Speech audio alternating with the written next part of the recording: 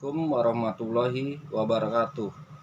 Perkenalkan, nama saya Muhammad Yusuf, nomor NIM 202004011124 dari Fakultas Ilmu Hukum Universitas Esa Unggul Kebonjeruk.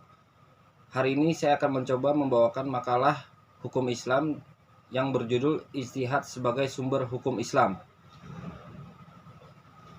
Pengertian ijtihad. Yang pertama, pengertian ijtihad menurut bahasa adalah memiliki artian mencurahkan pikiran-pikiran dengan sungguh-sungguh. Dua, pengertian ijtihad menurut istilah adalah proses penetapan hukum syariat dengan mencurahkan seluruh pikiran dan tenaga secara bersungguh-sungguh. Dengan pengertian tersebut bisa disimpulkan bahwa ijtihad merupakan penetapan salah satu sumber hukum Islam. Tiga, ijtihad adalah berusaha dengan sungguh-sungguh dengan mempergunakan dana dan daya, terutama kemampuan intelektual, serta menyelidiki dalil-dalil hukum dari sumbernya yang resmi, yaitu Al-Quran dan Hadis, kemudian menarik garis hukum dan padanya dalam suatu masalah tertentu.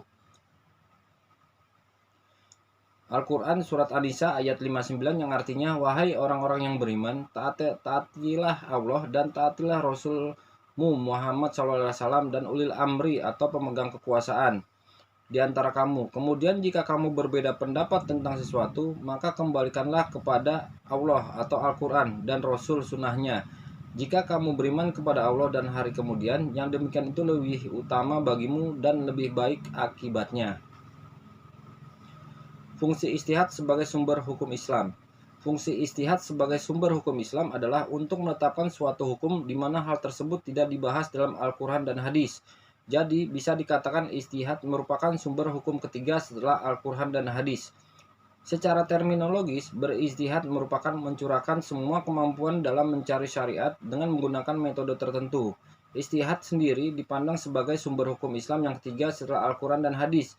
Ijtihad juga menjadi pemegang fungsi penting dalam penetapan hukum Islam. Orang yang melaksanakan ijtihad disebut dengan mujtahid, di mana orang tersebut adalah orang yang ahli tentang Al-Quran dan Hadis. Syarat-syarat yang boleh berijtihad. 1. Mempunyai pengetahuan yang luas dan mendalam. 2. Mempunyai pemahaman yang baik, baik itu bahasa Arab, ilmu tafsir, usul fiqh, dan tarikh. 3. Mengetahui cara mengistinbatkan atau perumusan hukum dan melakukan qiyas. 4. Mempunyai akhlakul karimah. Mujtahid menurut jenisnya. 1. Mujtahid mutlaq atau mujtahid visi syar'i, yaitu orang-orang yang melakukan ijtihad langsung secara keseluruhan dari Al-Quran dan Hadis dan seringkali mendirikan mazhab sendiri seperti halnya para sahabat dan para imam yang empat, yaitu Syafi'i, Hambali, Hanafi, dan Maliki. Yang kedua, mujtahid mazhab, yaitu para mujtahid yang mengikuti salah satu mazhab dan tidak membentuk suatu mazhab tersendiri. Akan tetapi dalam beberapa hal tertentu berijtihad mungkin berbeda pendapat dengan imamnya. 3. Mujtahid fil masy'i, yaitu orang-orang yang berijtihad hanya pada beberapa masalah saja, jadi tidak dalam arti keseluruhan, namun mereka tidak mengikuti salah satu mazhab. 4.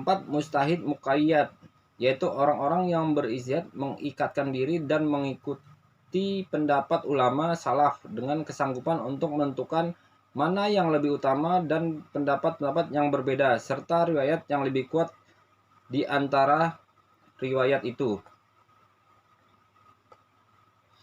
Macam-macam ijtihad. Macam-macam ijtihad itu ada 7. 1. Ijma. 2. Qiyas. 3. Maslahah mursalah. 4. Sudud jariyah. 5. Istishab. 6. Urf. Dan 7. Istihsan. Kesimpulan. Dari makalah di atas, penulis membuat kesimpulan bahwa ijtihad adalah berusaha sungguh-sungguh dengan mempergunakan dana dan daya, terutama kemampuan intelektual, serta menyelidiki dalil-dalil hukum dari sumbernya yang resmi, yaitu Al-Quran dan Hadis, kemudian menarik garis hukum daripadanya dalam suatu masalah tertentu. Terima kasih. Demikian makalah hukum Islam ini saya buat dengan sebenar-benarnya, dan terima kasih untuk Ibu dosen yang telah memberikan tugas ini. Demikian. Assalamualaikum warahmatullahi wabarakatuh.